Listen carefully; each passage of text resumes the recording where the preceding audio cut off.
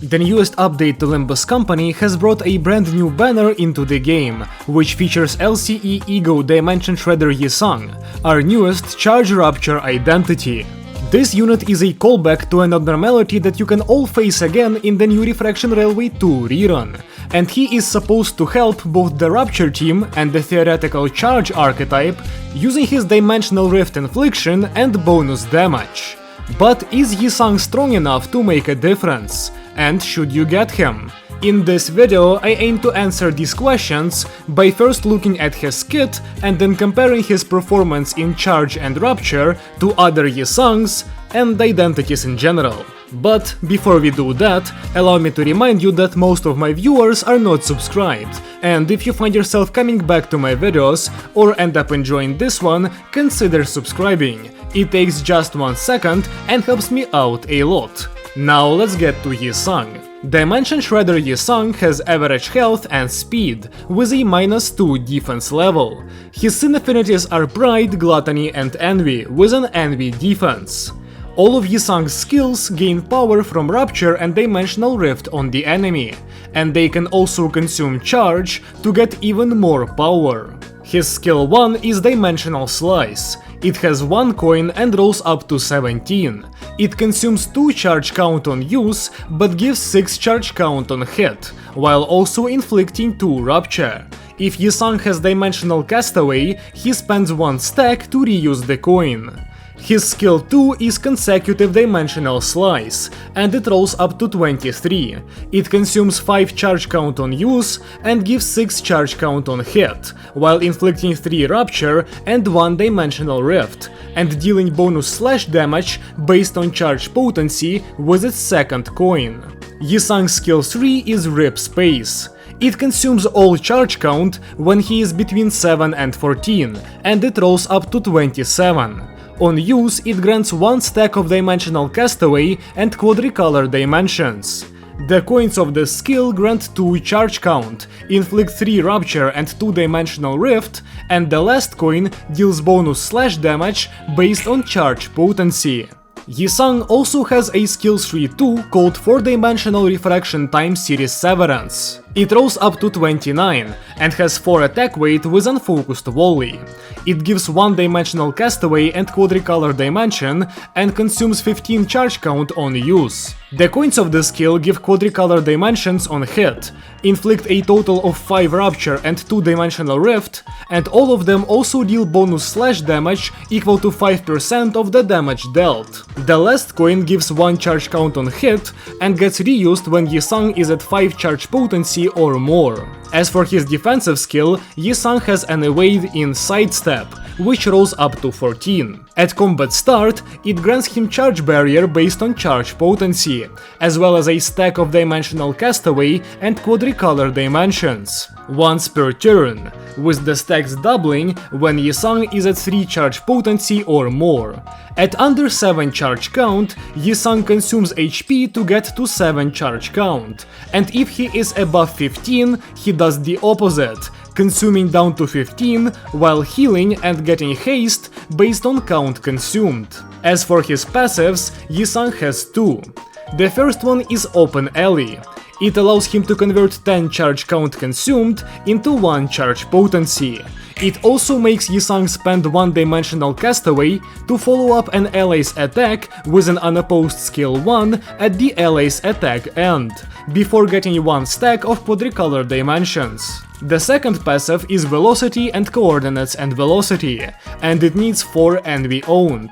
This passive makes Yi-Sang deal more damage when he is faster than the enemy, with the modifier scaling with the difference in speed as well as charge potency. And at turn end, the passive grants Yi-Sang up to 2 haste next turn based on his charge potency. His support passive is Let Man Outrun Even the Ray of Light. It requires 3 Envy owned and gives 1 haste next turn to the fastest ally when they use a charge skill. Before we look at Yi-Sang's performance, let's also take a quick look at his unique effects. Dimensional Rift is not unique to Yi-Sang, but it's very important. This effect is basically delayed Rupture Count, inflicting it at turn end. Dimensional Castaway stacks up to 3, and before Yi-Sang gets hit, he gets a shield equal to stack % of his HP, up to 3 times per turn.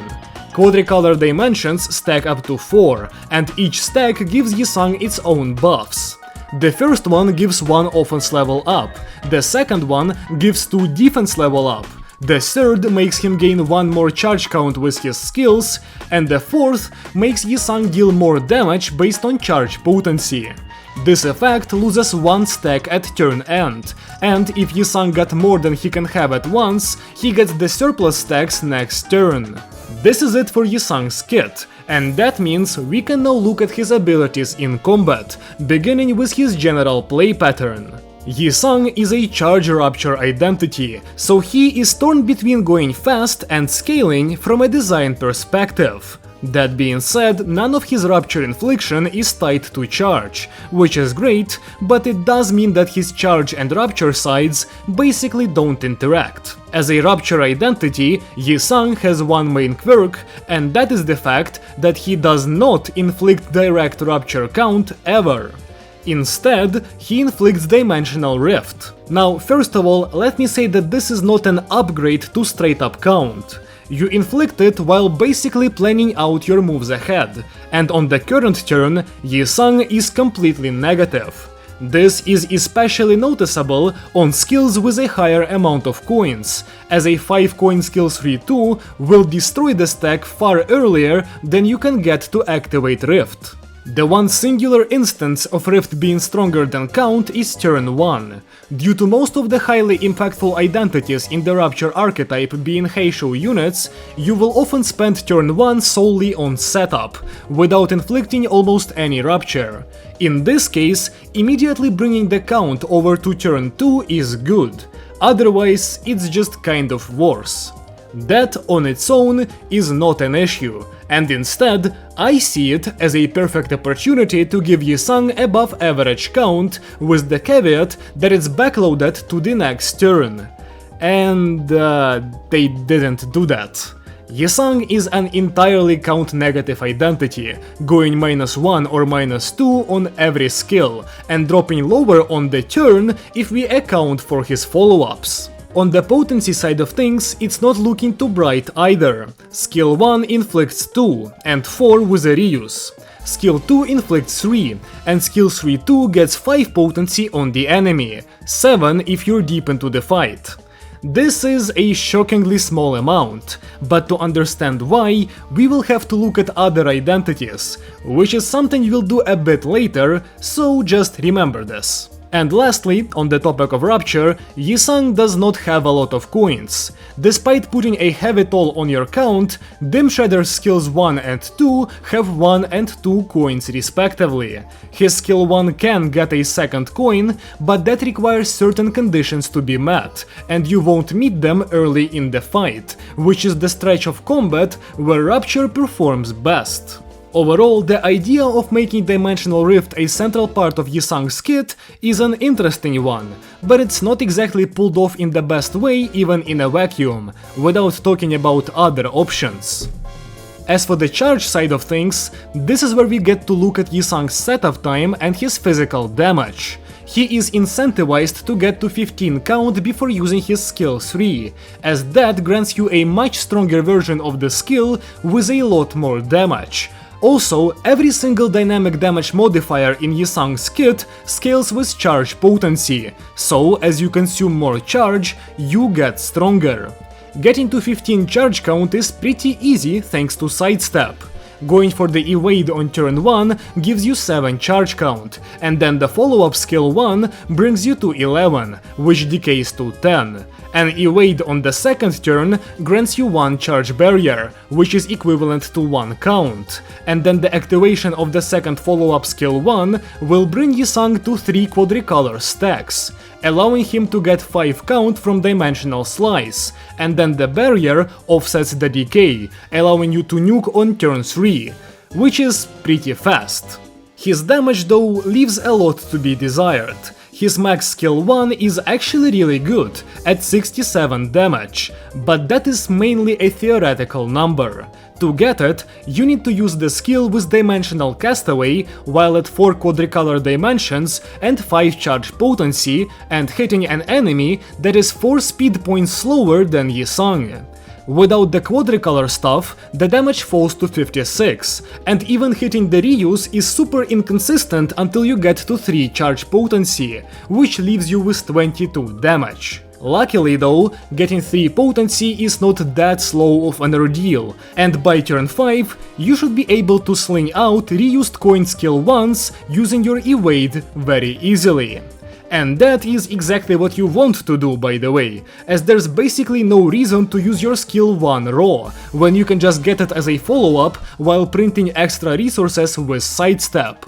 His skills 2 and 3 are a lot sadder, as they cap out at 69 and 111 respectively. Again, they cap out at these values, meaning they're even lower when you're below 5 charge potency. As for his skills 3-2, it hits for up to 210, with an insanely sharp drop-off if you only have 4 potency, hitting for 142 without the reuse. This basically dooms your first skill 3-2 to be a weak nuke by modern standards, with it becoming a below average nuke once you hit 5 potency. So far, nothing too impressive. And realistically, we're done here. These are the basics of Dimension Shredder Yi-Sang. Now let's get to comparison, the Thief of Joy.